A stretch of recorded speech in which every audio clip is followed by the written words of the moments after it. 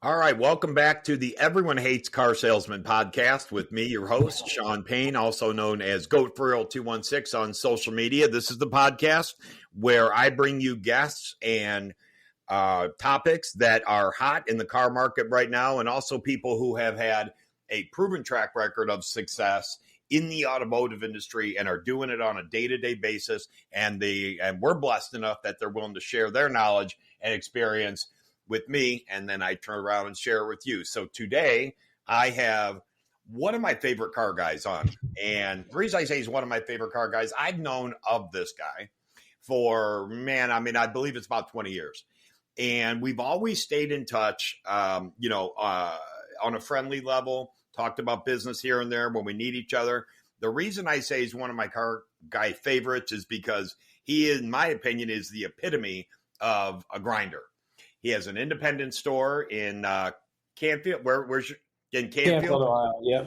And every time I talk to this guy, he is at his dealership. He is working. He's grinding. He's doing everything on a day-to-day basis. So that is near and dear to my heart. I want to introduce to you guys a good friend of mine, Chris Haus from Haus Auto Group. How are you, man? Good, man. Hey, thanks for having me on. I appreciate it. I like stuff like this. This is fun. Yeah, this is kind of the part of the business I enjoy. I enjoy talking about it because then, like, when you've been doing it for so long, you're kind of passionate about it. So it just, it literally 100%. Just, yeah. Well, we were just in this studio for about a half hour before we could get started because we couldn't stop talking about the car business. Yeah, we would have talked for 2 hours. Yeah, right, sure. Right. We just keep going and going and going. So I want to jump right into it, man. You're an interesting guy and somebody that I admire in the business, again, for your work ethic, your hustle. And I know that you are second generation car guy, right, Dad? Actually third. Okay.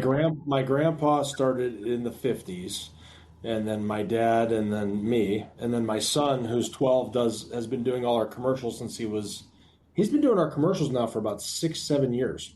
He's a good looking kid. Yeah, I don't know where he got it. It must be his mom. Well, I've seen Mom in your post, and I'm pretty sure I know where he got it from. Yeah. No disrespect, but I mean, let's call it what it is, Yeah. Well, that's cool, man. So now, Dad passed the business on to you. How'd that work?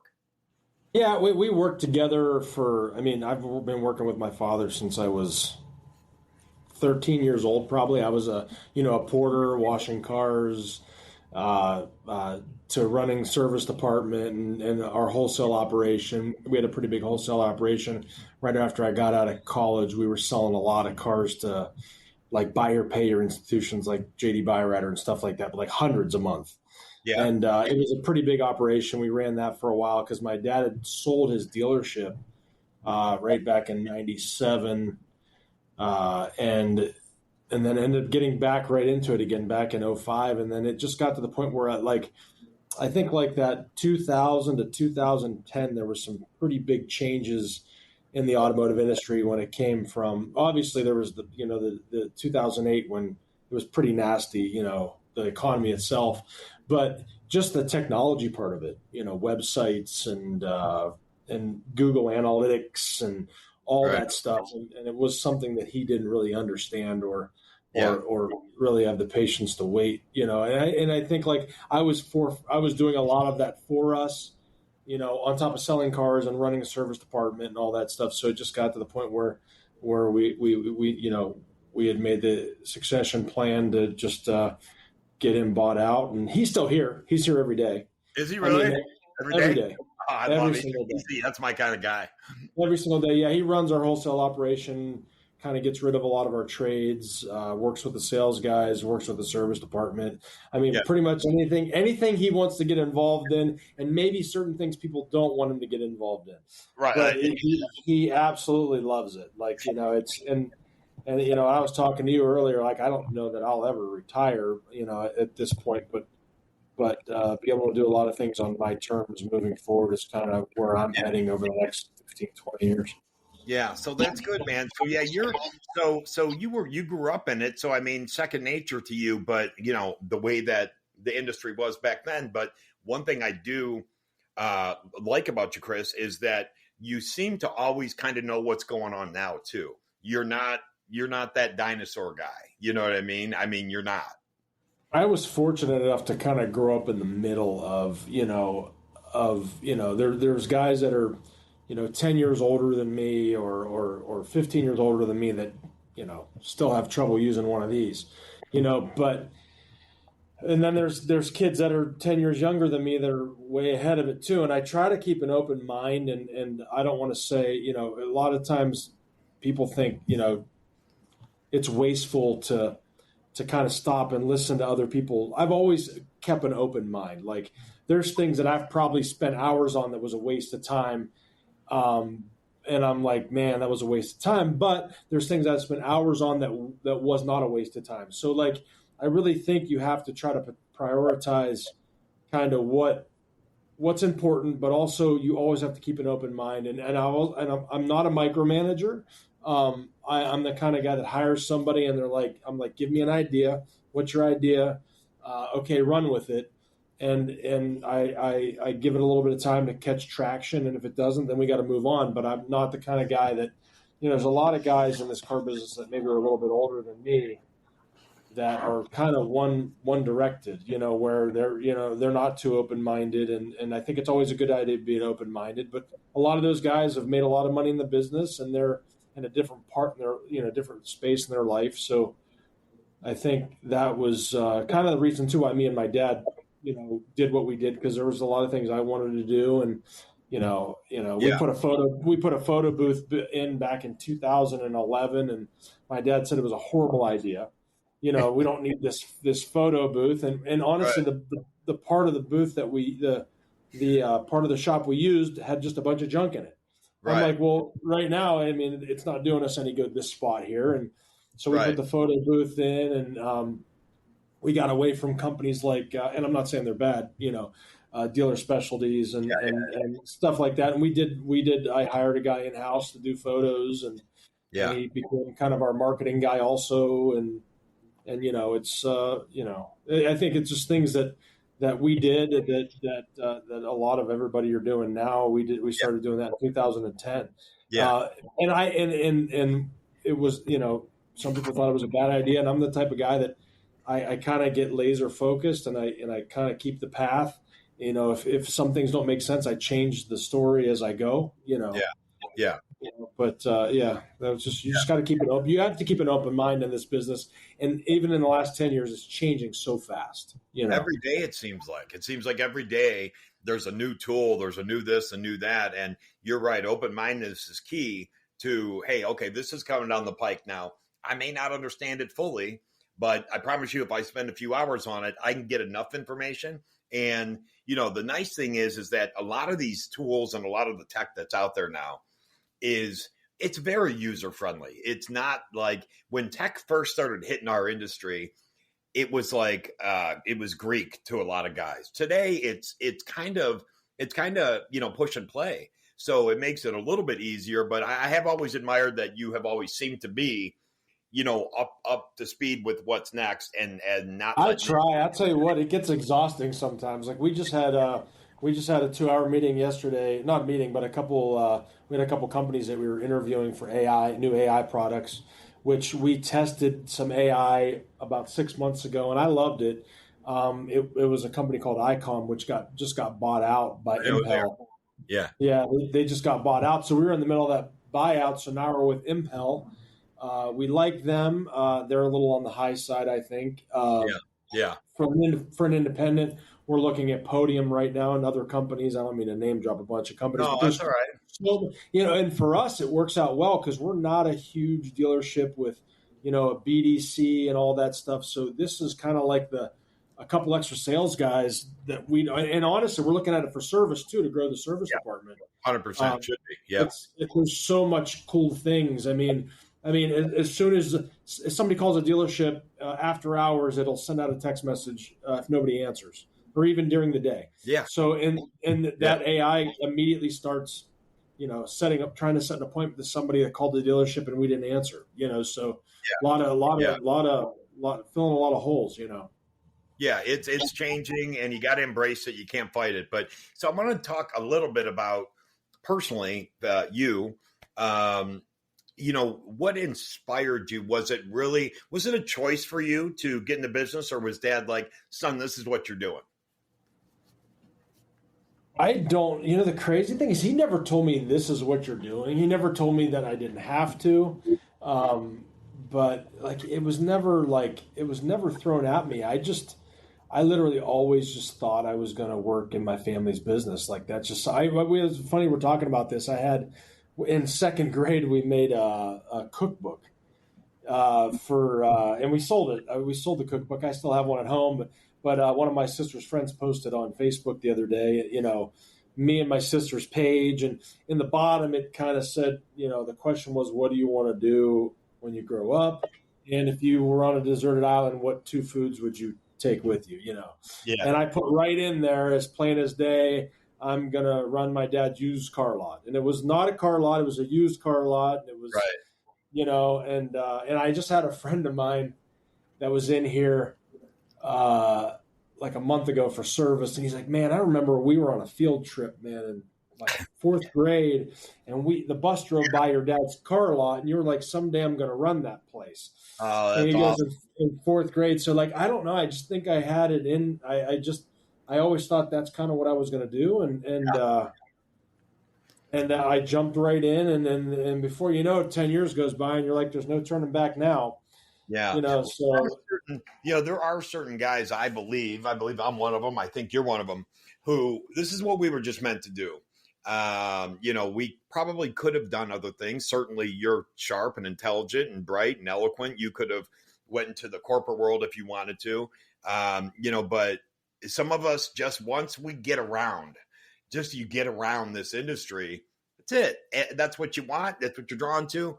And, if you're lucky, you're good at it and it turns into your career, Sometimes we get such a bad reputation, but I do believe there is a lot of good businessmen in the car business, like some of the best in the world. I think Yeah, and I think it's in you. Like as much as I don't want my son to be in this business, he's 11, going to be 12 in July, and I think he's going to be better. I think he's going to be a better businessman than I am, or better in the car business than I ever was. Just because, like, there's some things I'm good at, like. I love coming on these podcasts and I love talking and stuff like that, but I hate speaking in front of people. I'm kind of outgoing when I'm in public and stuff, but my kid takes that to a whole nother level. Like, really? Like no fear at all. He likes to sing, right? He's in middle school and, he just first year in fifth grade, big school, 4 grades. Principal calls me a week into school. And he's like, I'm like, oh man, the principal's calling. What's going on? And he goes, hey, we're having a student faculty volleyball tournament. Do you mind if your son sings the national anthem? And I'm like, does he want to? Yeah. And he's like, yeah. I'm like, I don't care.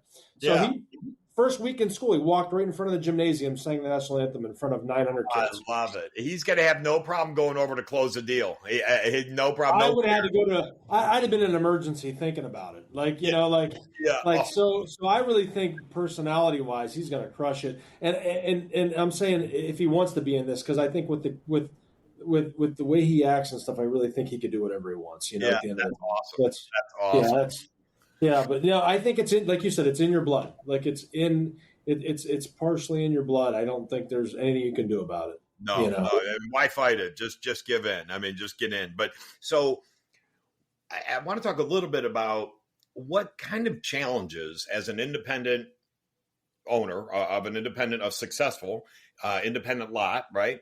What would you say has been your biggest challenge? I think there's multiple. I mean, there's number one, there's hiring, and training and finding employees is always tough. And I think that's any small business. I mean, that's across the board. So I think that's huge. Overhead. I mean, two of the biggest issues for small businesses, period, is overhead and employees, right? Yeah. So things are getting more expensive. Like we talked about earlier, what do you do? What don't you do? What do you pay for? What don't you pay for?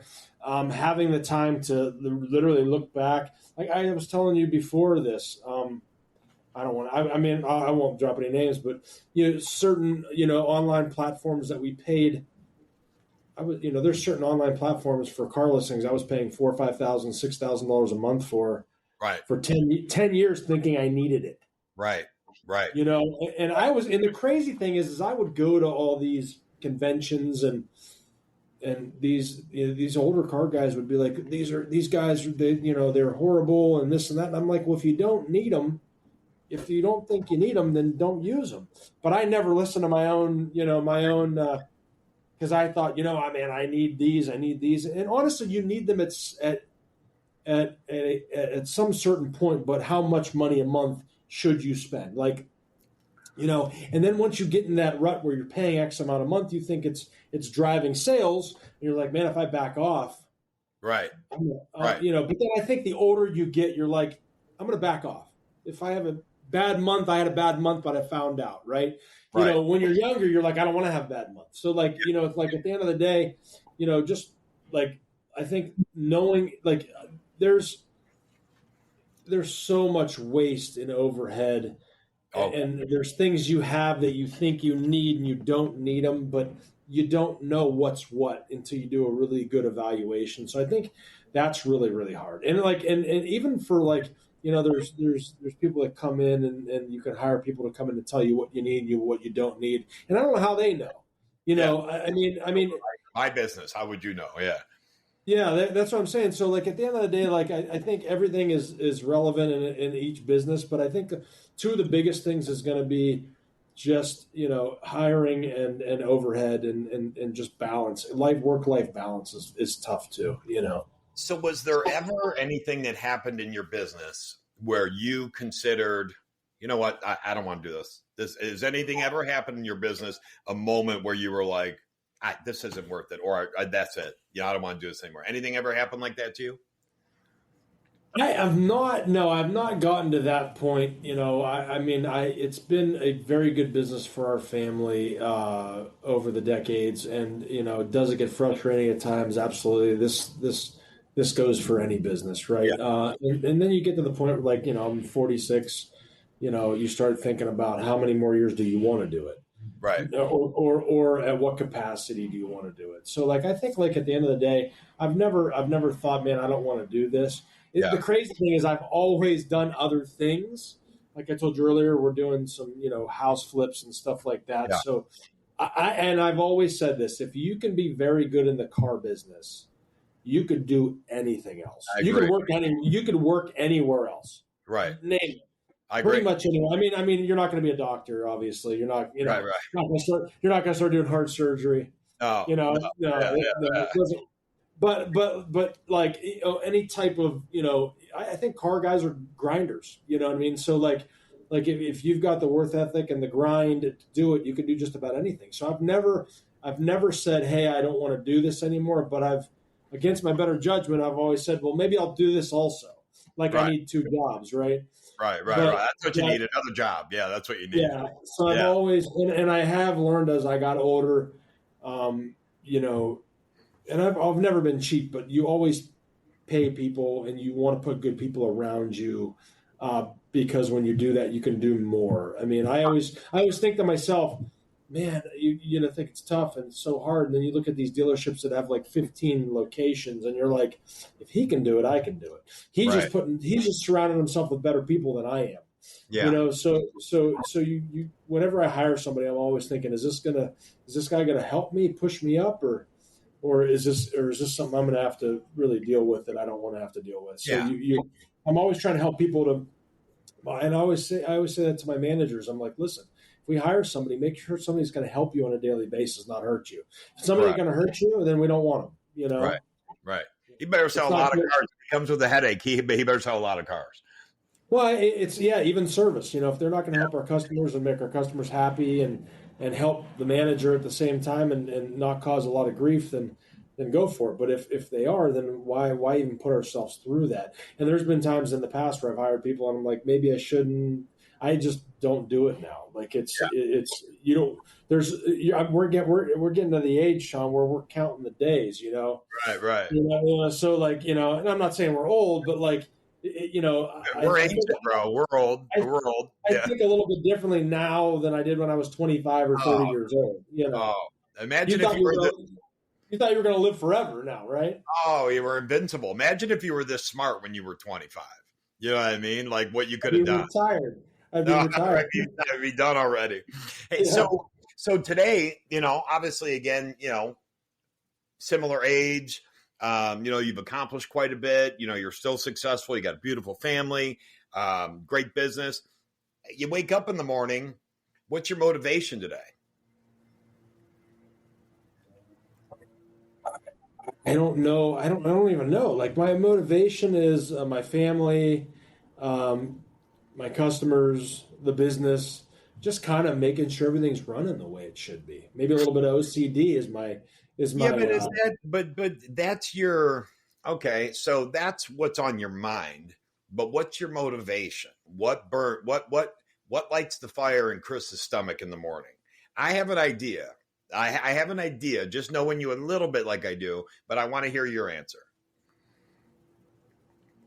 Honestly, you start looking at numbers and just getting everything paid for, and then being able to live off a residual sooner than later, so you can enjoy life. Because I think we grind so much that we don't want to. We want to be able to enjoy it a little bit too, All right. Well, I mean, and that's a fair answer. So the reason I say I think I might have an idea is because I obviously have a lot of friends that, similar to you, come from, second or third generation. Is there a little part of little Chris that still wants to make dad proud?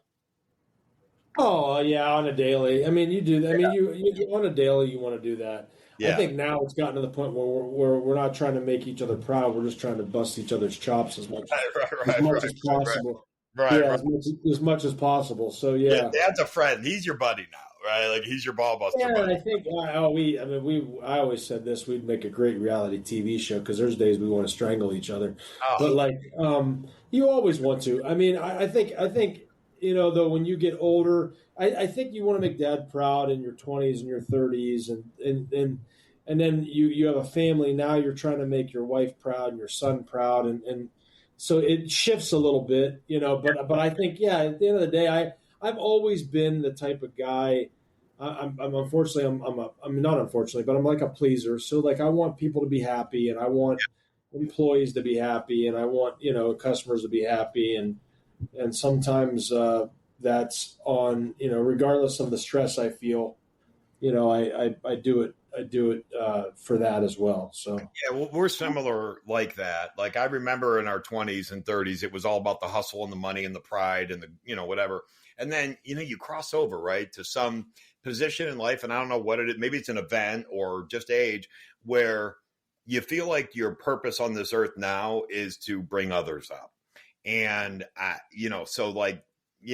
today that's it for me, is watching others. And that could be in a dealership. Like, you train a guy, hey, do this next time and it might work. And then he does it and he makes a commission and has made his family money. So that's great satisfaction. And I think what you're saying is the same. Is a lot of times you get to the point where it's like, I want everybody else around me to be happy. Even if it means I still work a little too hard. Yeah, that's what's important. No, I agree 100%. Yeah. I talk to guys all the time that call me, and I like having those open conversations. And I had a kid reach out to me. It was asking me just questions about service and stuff like that. And, but no, I love doing it. Yeah. Now what, go ahead. You need a minute? Here, let's do this. Okay. Let's take 5 minutes. All right. We'll take 5 minutes, take a quick break, and then we'll come back. I'll meet you back in here. Is that cool? That's perfect. Yep. All right. I'll see you in a minute, buddy. All right. I'm going to leave it up. All right. Thanks.